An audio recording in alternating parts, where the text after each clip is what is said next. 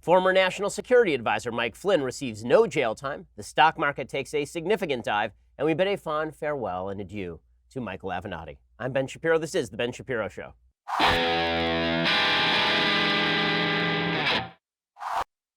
I know a lot of people are mourning today for George H.W. Bush. I mean, the rest of the country mourns too, but I really mourn today for Michael Avenatti because I had once again made the mistake of betting at long odds on Michael Avenatti for the 2020 nomination. And once again, I learned my lesson. Never bet on presidential politics. We will get to all of the latest in news in just 1 second. First, let's talk about your impending doom. So the fact is that at one point, we will all plot. And when we do, we want to make sure that our family is taken care of because we're responsible human beings, those of us who listen to this show. And that is why you ought to go check out Policy Genius. Most folks don't like thinking about dying because it's depressing. And they definitely don't like thinking about insurance, which is even more depressing than death. But you should go get life insurance right now at Policy Genius. It's the easy way to get life insurance. In 10 minutes, you can compare quotes from top insurers to find the coverage you need at a price you can afford. From there, you can apply online. The unbiased advisors at Policy Genius will handle all the red tape, leaving you free to do the things you actually enjoy. And Policy Genius doesn't just make life insurance easy. Whether you're shopping for disability insurance to protect your income or homeowners insurance or auto insurance, they can help you get covered fast. If you've been intimidated or frustrated by insurance in the past, well, you can overcome that with PolicyGenius.com. Go check it out, PolicyGenius.com, to get your quotes and apply in minutes. You can do the whole thing on your phone right this very instant. Policy Genius is indeed the easy way to compare and buy life insurance. Go check it out right now, PolicyGenius.com. Get your quotes, apply in minutes. Make sure that your family is taken care of, PolicyGenius.com. All righty. Well, I begin today with a quick note about the honoring of George H.W. Bush. Obviously, beautiful events happening all day today in the Capitol building. This is made a national day of mourning. The post office stops its service, making it, I guess, the 100th day this year that the post office will not have service. And we stopped the stock markets. The stock markets are not operational today. And while I appreciate the national mourning for George H.W. Bush, I do have to note that I do agree with Charles Cook over at National Review, who suggests that as a general matter in a republic, we probably should not do the sort of royalist routine where whenever somebody dies in a non-tragic fashion, it's not JFK's assassination or Lincoln's assassination or something, that having these days where the entire country sort of stops dead because an elected president is given state honors this way, it's kind of monarchic in nature. It's not particularly democratic or democratic-republican in nature. Charles Cook writes that today. He says, irrespective of whether he was a great man or a poor one, George H.W. Bush was a public employee. He was not a king. He was not a pope. He did not found or save or design the republic. To shut down our civil society for a day in order to mark his peaceful passing is to invert the appropriate relationship between the citizen and the state and to take yet another step toward the fetishization of an executive branch whose role is supposed to be more bureaucratic than spiritual, but has come of late to resemble Caesar more than to resemble Coolidge. I think that is basically right, and that is not a rip in any way on George H.W. Bush, who I discussed at length yesterday, and who I said yesterday was a very good man, if not a great president. So, again, I think that it is worthwhile asking ourselves whether we have an accurate view of the presidency and of the executive branch as a whole. And that is not meant, again, to be any sort of rip against George H.W. Bush or anyone else. Just remember that all of the honors that are now being paid to George H.W. Bush will in the future be paid to President Jimmy Carter, who I think is not a good human being. I think he's kind of an execrable human being. But I guess that since the precedent is that we're now going to do this with every president, then we are going to do it for every president who passes away from now on. Again, I'm with Charles Cook on this particular question. Okay, in real news, and because it's not really news that there are memorial services going on in Washington, D.C. today, in real news, the big news that happened yesterday is the sentencing of Mike Flynn. So here is how things went down. Basically, Mike Flynn has been recommended to have no jail time.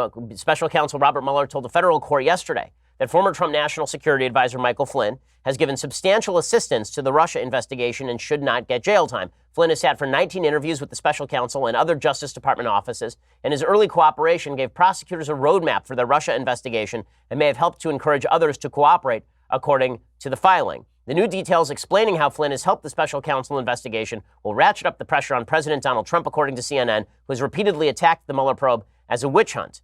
Okay, so what exactly happened in the Mueller filing about Michael Flynn? Well, according to Mueller's filing, Flynn has been helping investigators longer and on more Justice Department probes than had previously been known. The sheer amount of redacted text in the filing suggests those details are not ready to be unveiled, signaling that Mueller's investigation continues along with other investigations with which Flynn helped. And if you actually take a look at the sentencing memo that came down, and the Mueller filing, an enormous amount of text is redacted, meaning that it's been blacked out, so it's not visible to public scrutiny. Supposedly, the rationale for this is that Mueller does not want to give clues to potential defendants as to what he is doing at this point. Flynn began cooperating with the Russia probe shortly after Mueller's team approached him, said prosecutors, and that early cooperation boosted investigators' understanding of what happened during the campaign. Flynn pled guilty to lying to federal investigators on December 1st, 2017, becoming the first high-ranking Trump advisor to agree to formally cooperate with the special counsel's probe. According to the memo, his early cooperation was particularly valuable because he was one of the few people with long-term and first-hand insight regarding events and issues under investigation. Additionally, the defendant's decision to plead guilty and cooperate likely affected the decisions of related first-hand witnesses to be forthcoming with the special counsel's office and cooperate, according to prosecutors. So basically, they're saying that because they got Flynn first, other people decided that they were going to cave as well and talk to the Mueller investigation. Now, we still don't know what exactly Mike Flynn has told the Mueller investigation. And recall that the charges against Mike Flynn were very weak to begin with. They were very weak to begin with. In fact, the way that the charges against Mike Flynn were originally put forward, the way that these charges were originally put forward on the basis of a Logan Act investigation. So for folks who don't remember exactly why Mike Flynn was originally prosecuted, why he was originally investigated, basically the suggestion was that Mike Flynn, after being appointed National Security Advisor-elect, right? Trump had not yet taken office. He was talking with the Russian government about a variety of issues. And then he lied to the investigation, the FBI investigation about whom he had talked to. And this became an ancillary crime. Now, it is not a crime for the incoming National Security Advisor to talk with the Russian government. And for all the talk about, it's a Logan Act violation, he's operating his own foreign policy. If that's the case, then we ought to prosecute John Kerry for talking with the Iranians while Trump is president and operating his own foreign policy. There has not been a Logan Act violation that has been successfully prosecuted in a century or more in the United States. This is an act that probably is unconstitutional in the first place.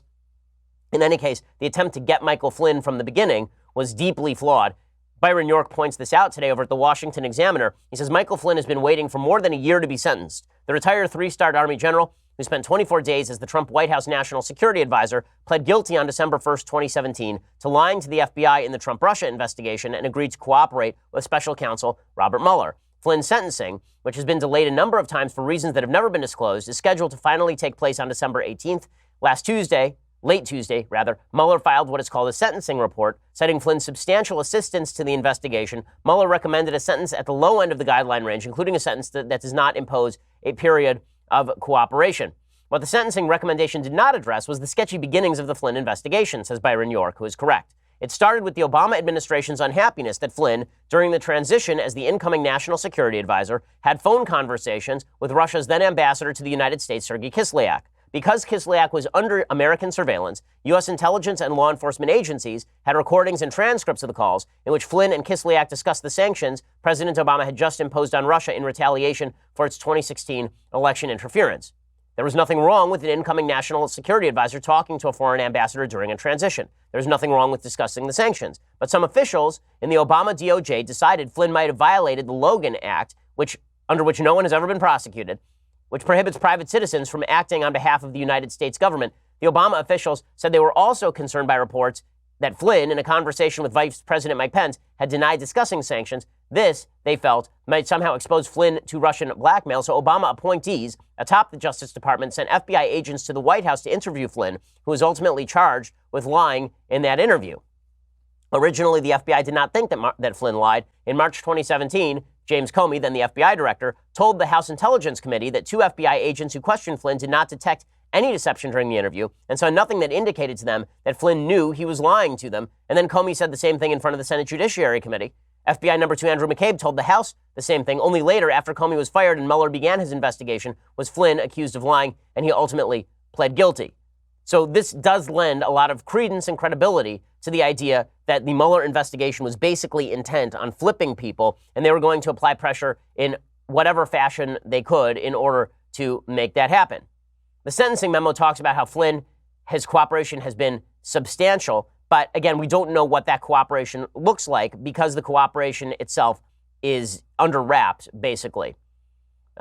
So the filing says that Flynn sat for 19 interviews with the special counsel. and the DOJ during the Russia investigation. Portions of the memo were redacted, according to Ryan Saavedra over at the Daily Wire, because it contains sensitive information about ongoing investigations. The filing states that when the FBI interviewed Flynn on January 24, 2017, about his interactions with the Russian ambassador, the defendant falsely stated he did not ask the Russian ambassador to refrain from escalating the situation in response to the sanctions, and falsely disclaimed any memory of his subsequent conversation with the ambassador, in which the ambassador said that Russia had acceded to the defendant's request. Now, there is part of this where Flynn is a little bit more guilty. Supposedly, that part is where Flynn was dealing with the Turkish government. So according to the DOJ, on March 7, 2017, the defendant made materially false statements in multiple documents that he filed pursuant to the Foreign Agents Registration Act pertaining to a project he and his company had performed for the principal benefit of the Republic of Turkey. The FARA filings omitted the material fact that officials from the Republic of Turkey provided supervision and direction over the Turkey project. NBC News is all over that. They say that basically Flynn was a tool of Turkey. The documents specifically state that a key component of Flynn's work for Turkey involved the government's efforts to remove from the U.S. a Turkish cleric living in Pennsylvania. Turkish President Recep Tayyip Erdogan, who is a fascist, accuses the cleric Fethullah Gulen of orchestrating a failed coup against him in July 2016. Flynn began working for Turkey about a month later. According to federal prosecutors, they say that Flynn's decision not to disclose he was aiding the Turkish government impeded the ability of the public to learn about the Republic of Turkey's efforts to influence public opinion about the failed coup, including its efforts to effectuate the removal of a person legally residing in the United States. Again, these were very weak charges that were brought against Flynn, specifically based on lying to the FBI, which is, well, a crime, an ancillary crime to the underlying crime. The documents say the defendant's business relationship with the Republic of Turkey was thus exactly the type of information FARA was designed to ensure was within the public sphere. The filing cited Flynn's false statement that he had written an op-ed on Election Day favorable to Erdogan's view of Gulen at his own initiative.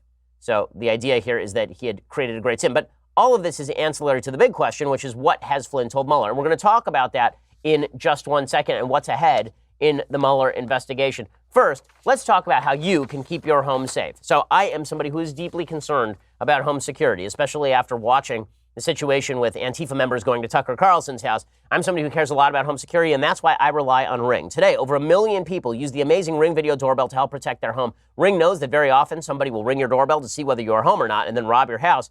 And this is why they have a video doorbell that allows you to see who exactly is at your front door. You can notify the authorities. You can act as though you're home. Ring knows home security begins at the front door but doesn't end there. So now they are extending that same level of security to the rest of your home with the Ring Floodlight Cam. Just like Ring's amazing doorbell, Floodlight Cam is a motion-activated camera and floodlight. It connects right to your phone with HD video and two-way audio.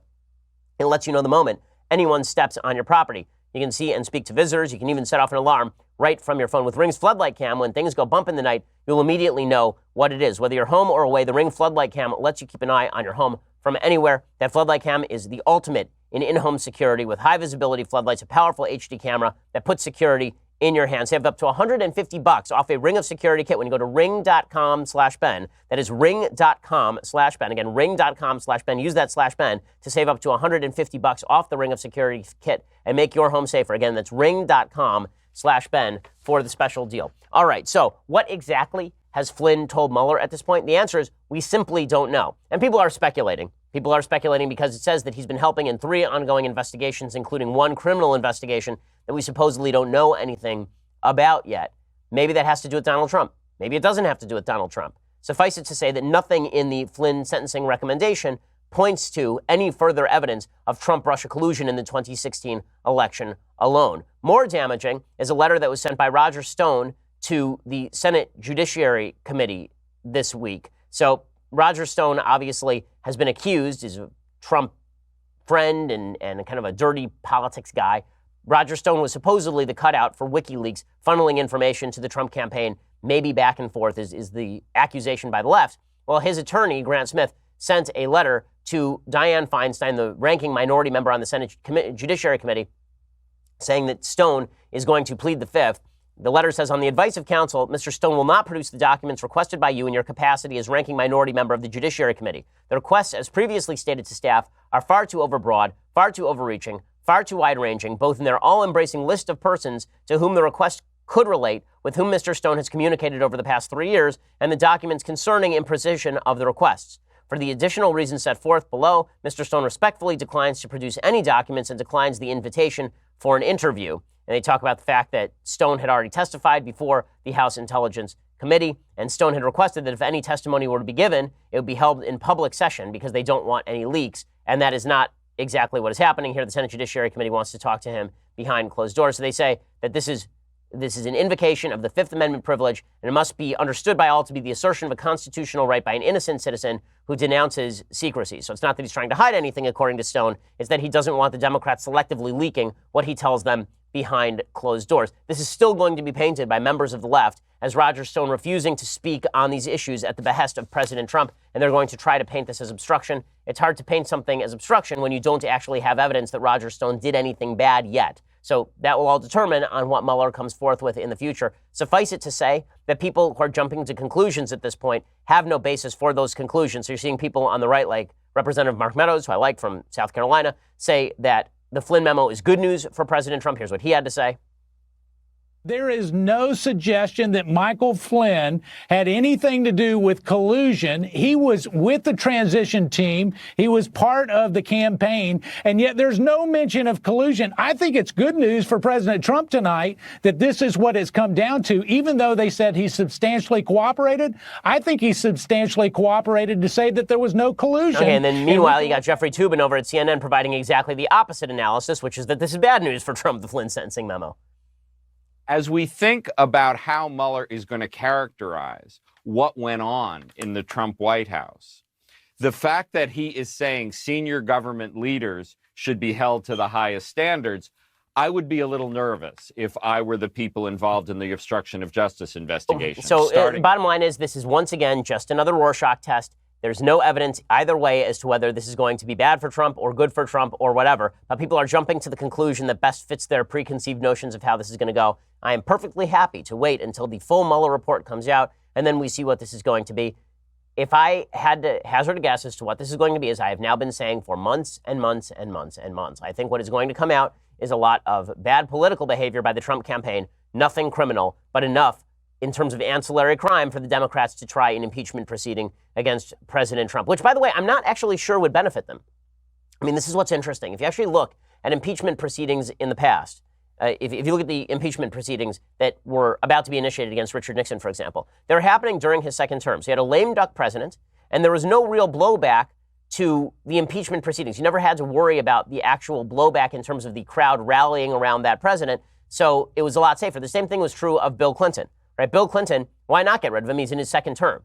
But for Democrats, it's possible that the best strategy they have here is to not impeach President Trump. That instead what they do is they just fulminate for the next 2 years about how President Trump is deeply corrupt, but there's a Senate that won't allow an impeachment proceeding against him, and so the final revenge of the American public must be had at the ballot box. That seems to me a smarter political strategy for Democrats. Maybe the worst thing for Democrats here, actually, is just enough material that their base demands an impeachment, but not enough material to rally America around an impeachment effort on the basis of a bunch of falsely connected dots that don't actually have enough evidentiary basis to support the idea that Trump should no longer be president of the United States. Well, meanwhile, in other news, the market just took a massive dive yesterday and ended up dumping nearly 800 points amid rising fears of an economic slowdown. According to CNBC, stocks fell sharply on Tuesday in the biggest decline since the October rout, as investors worried about a bond market phenomenon signaling a possible economic slowdown. Lingering worries about U.S.-China trade also added to jitters on Wall Street. The Dow Jones Industrial Average fell 799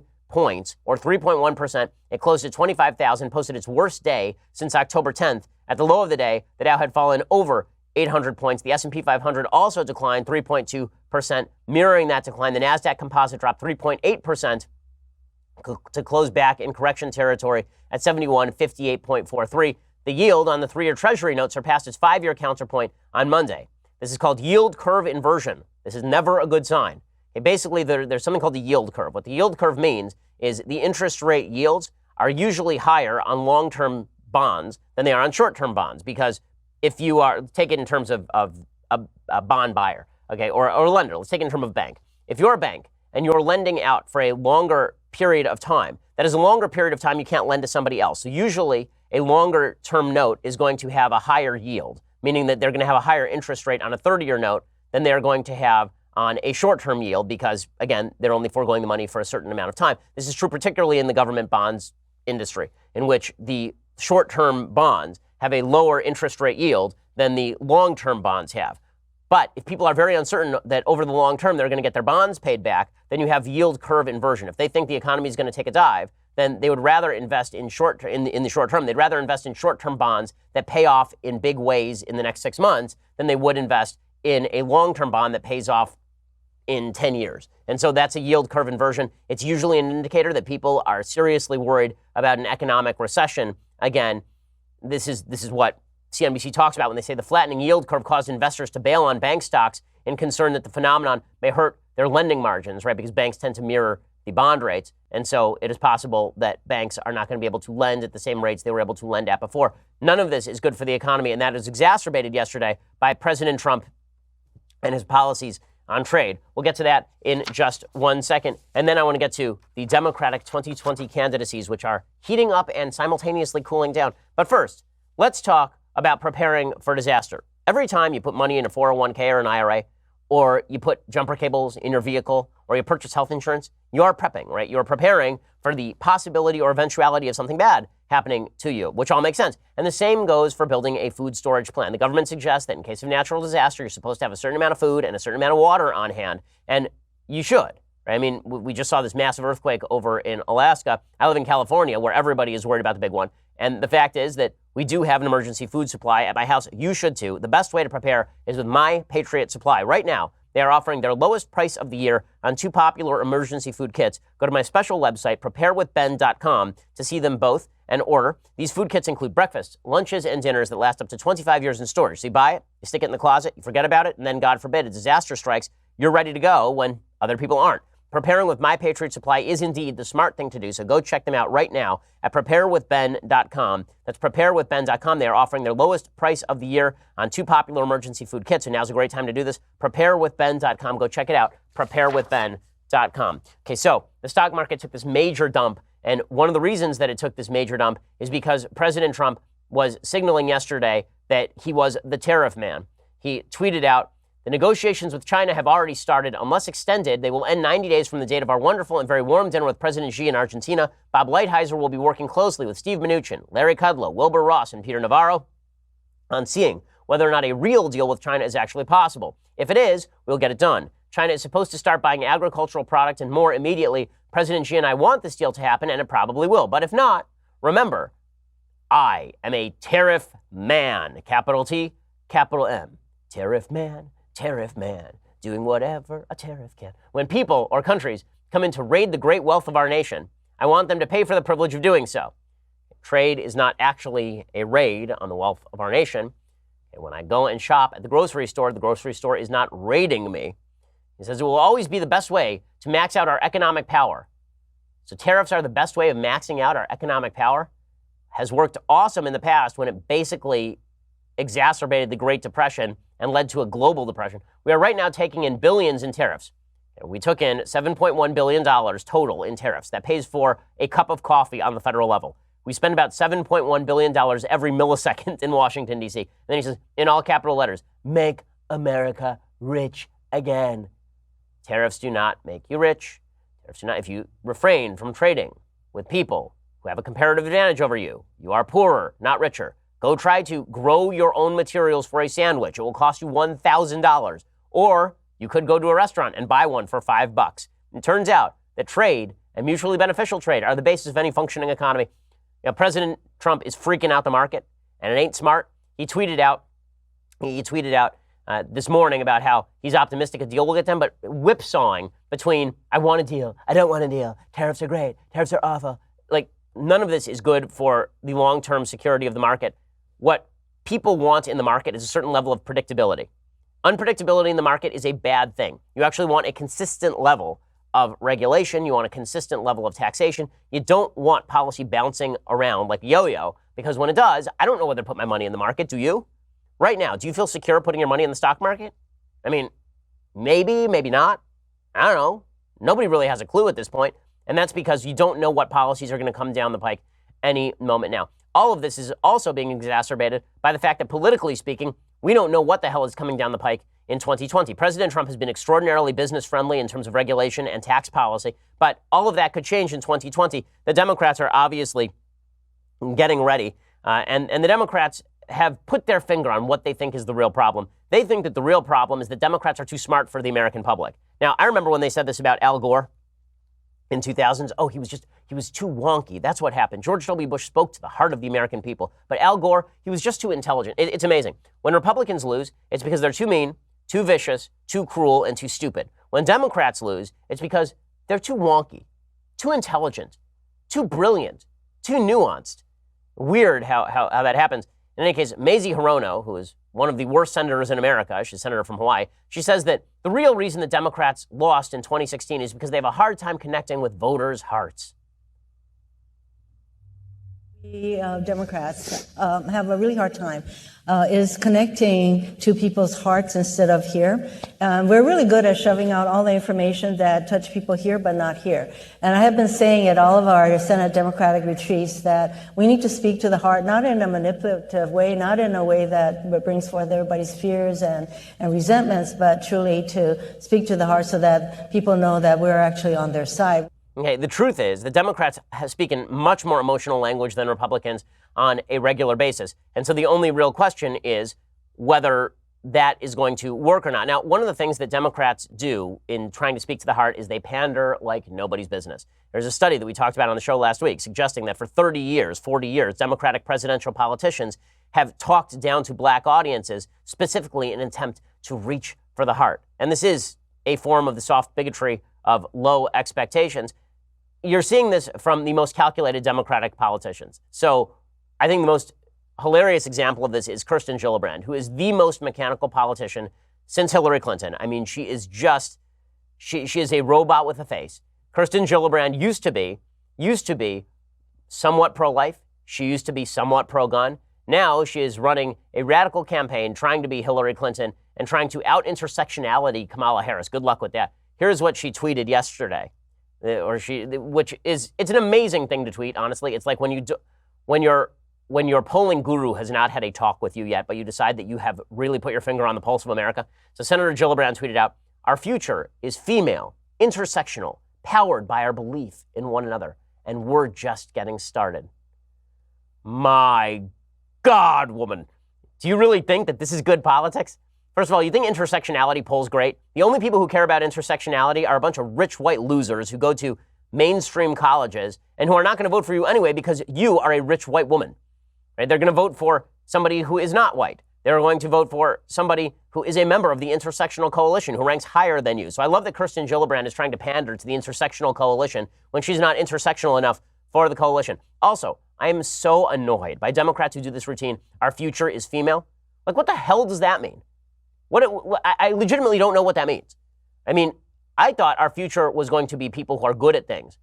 If I said our future is male, then everybody on the left would suggest that what I was suggesting was The Handmaid's Tale. So when she says our future is female, is that what she's suggesting? That men are going to be chained up for purposes of reproduction? First of all, sounds great. Second of all, what? Like, I don't know where this is going. And then can you put that tweet back up for a second? I love her final line there. Powered by our belief in one another. Wow. Just like windmills. Powered by unicorn farts. Powered by our belief. You know what it's going to be? The future is a go-kart driven by a woman, which means it will crash more often, and powered by our belief in one another, powered by sunshine and sparkles, and powered by hugs. I can't believe that I never thought that our future would be female, intersectional, and powered by hugs. Sounds amazing. And she says, and we're just getting started. I don't even know what this means. What exactly does this mean? Also, it is mutually exclusive to suggest that our future is female, i.e. not male, intersectional, i.e. not white, and powered by our belief in one another. You don't believe in males or white people, so there's that. It's just amazing stuff. She's so mechanical. It's really hilarious. And this is part of the problem for a lot of Democrats. Authenticity is still a quality that matters in American politics. For all of his flaws, President Trump, dude's authentic. He can't claim that President Trump is not authentic. And if you say he's inauthentic, he's authentically inauthentic. And that hair, authentically inauthentic. Like all of these things, he's a real human. That's what's so astonishing about Donald Trump, is that he is such a real human, right? But for the Democrats, there's a marked lack of authenticity, and it's going to come out in the election, which is why I've always said I think that the best shot that Democrats have in 2020 would be somebody like Joe Biden, who's authentically stupid, who's authentically Uncle Joe, Uncle Joe, by the way, said yesterday that he may be a gaffe machine, but at least he's honest.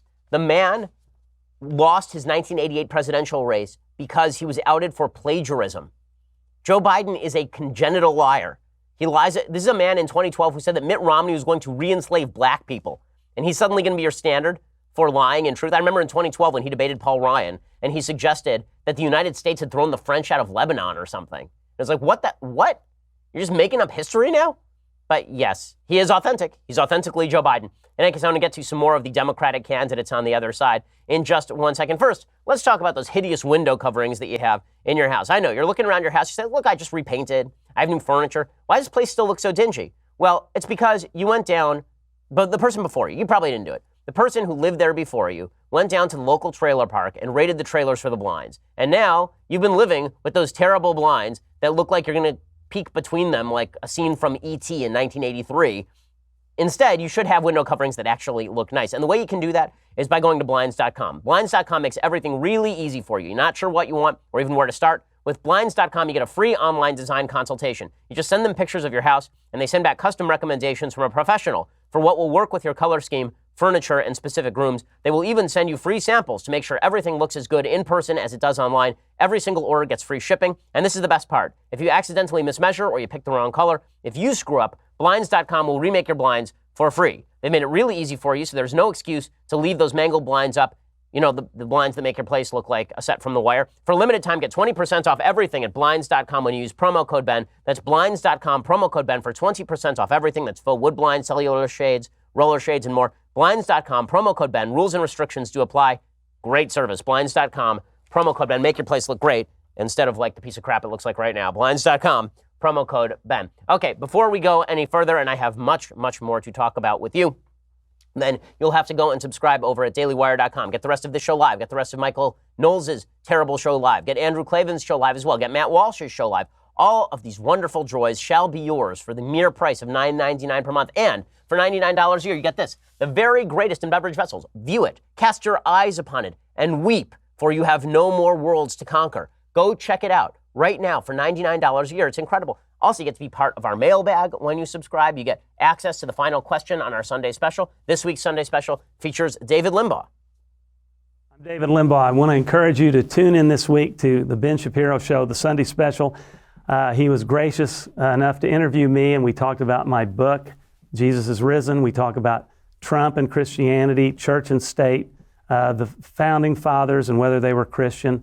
I think we have a good, wholesome discussion. At least Ben contributed very well. I was sitting here listening. So go check that out as well. By the way, before we part, I want to, if you're on Facebook, if you're a subscriber, we don't have to part at all. So, but if I do want to note, and I want to thank everybody who listens to the podcast. According to iTunes, this year, we were the 9th most listened to podcast of all podcasts on planet Earth. So thank you all for listening. I think they ranked it. What's great is that if those actually are rankings and you read them linearly, then it goes us and then Pod Save America. So I do have to kind of enjoy that. Thank you so much for listening. It really means the world to us that you engage with us every day. Go check out the rest of our content at dailywire.com and join the club because it's a lot of fun and we have so many awesome things coming up next year, including 2 more hours of the show that you can only get as a subscriber or if you're listening live on radio in some major markets, but you can't listen on demand unless you subscribe. So go over to Daily Wire and go check that out. We are the largest, fastest growing conservative podcast in the nation.